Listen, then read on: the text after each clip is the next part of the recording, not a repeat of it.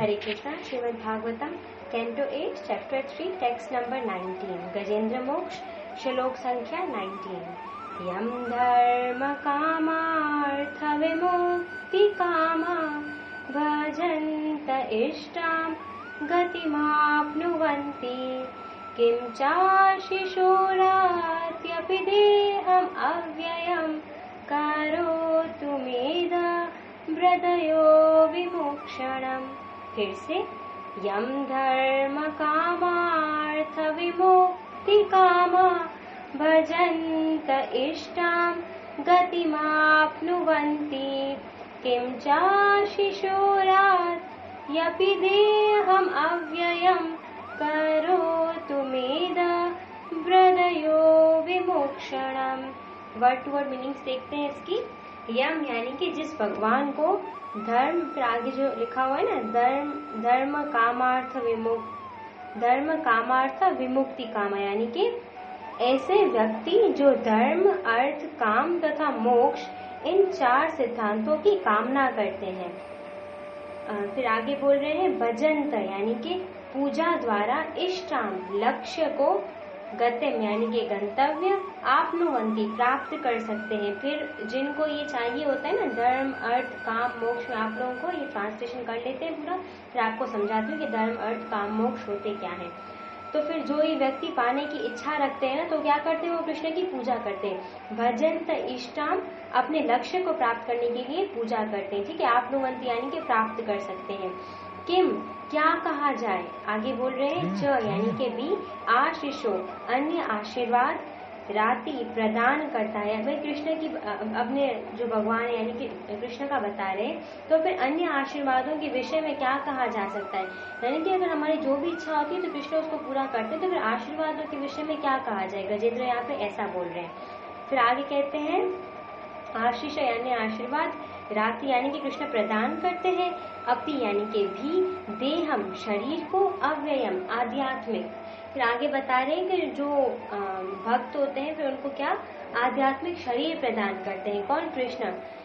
तो फिर अव्ययम यानी कि आध्यात्मिक शरीर प्रदान करते हैं। करो तू आशीष दे यानी कि मुझे भी आशीष दे, मैं मुझको। अद ब्रदय, मैंने आपको पिक्चर भेजी, आपने देखा होगा लास्ट लाइन में मे के बाद एस बना हुआ है, तो इसका मतलब है यहाँ पे अ लिखा है, लेकिन ट्यून में हम इसको पढ़ते नहीं है। जब हम ये स्टैंजा पढ़ रहे होते हैं ना श्लोक, फिर तो ट्यून नहीं बनती, इसलिए फिर इसको साइलेंट कर देते हैं, लेकिन ये है क्या? अ है। अद ब्रदय मतलब अत्यधिक दयालु भगवान, विमोक्षणम वर्तमान संकट से या भौतिक जगत से मोक्ष। अभी वो क्या बोल रहे हैं कि ऐसे भगवान मुझे क्या करे, ये मेरा जो वर्तमान यानी कि जो प्रेजेंट संकट है, जो मेरी प्रॉब्लम है, उससे मुझे बचाए। ऑब्वियसली जब कृष्णा उनको बचाने आएंगे तो उसकी तो जन्म मरण से ही मतलब कि वो मुक्त हो जाएगा, जन्म मरण के चक्कर से ही। तो ट्रांसलेशन देखते हैं। भगवान की पूजा करने पर जो लोग धर्म अर्थ काम तथा मोक्ष इन 4 में रुचि रखते हैं, वे उनसे अपनी इच्छा अनुसार इन्हें प्राप्त कर सकते हैं। तो फिर अन्य आशीर्वादों के विषय में क्या कहा जा सकता है। कभी कभी भगवान ऐसे महत्वाकांक्षी पूजकों को आध्यात्मिक शरीर प्रदान करते हैं। जो भगवान असीम कृपालु हैं, वे मुझे वर्तमान संकट से तथा भौतिकतावादी जीवन शैली से मुक्ति का आशीष दें। तो अब मैं आपको बता रही हूँ, देखो हमारे जीवन के ना पुरुषार्थ 4 पुरुषार्थ होते हैं।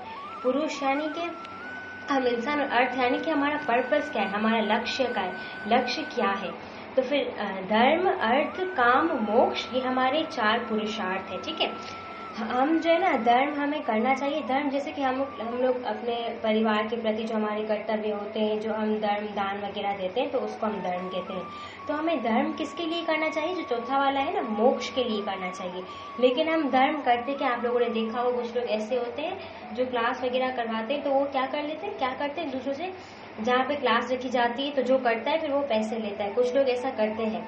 तो फिर वो धर्म किसके लिए कर रहे हैं, अर्थ यानी कि पैसा कमाने के लिए कर रहे हैं। लेकिन हमें धर्म किसके लिए करना चाहिए, चौथा वाला जो पुरुषार्थ है, हमें मोक्ष यानी कि मुक्ति के लिए करना चाहिए। फिर आगे सेकंड पे है अर्थ। अब जो सेकंड अर्थ है, हमें वो अर्थ यानी कि पैसा किसके लिए कमाने चाहिए, धर्म के लिए कमाने चाहिए, ताकि हम धर्म के काम कर सके, दान दे सके। तो हमें अर्थ इसलिए कमाना चाहिए। लेकिन हम कमाते किसके लिए, काम के लिए, यानी कि हम अपनी इच्छाओं को पूरा कर, जो थर्ड है ना काम, हम अर्थ किसके लिए करते हैं? काम के लिए। लेकिन हमें पैसे किसके लिए जमा करने चाहिए? धर्म का काम करने के लिए हमें पैसे जमा करने चाहिए। फिर जो काम यानी कि हमारी इच्छा पूरी, हम लोग अपनी इच्छा पूरी करते हैं। तो फिर काम हमें ऐसा होना चाहिए कि भाई हमारा जीवन संवर जाए, यानी हमारी जिंदगी संवर जाए। वैसे काम हमारा किसके लिए होना चाहिए? हमारी एक ही इच्छा होनी चाहिए, परम सत्य की हमें जो है जिज्ञासा करनी चाहिए। परम सत्य के 3 फेसेस होते हैं, ब्रह्म, परमात्मा, भगवान। तो हमें इच्छा होनी चाहिए मोक्ष की, सही। लेकिन हम क्या करते हैं?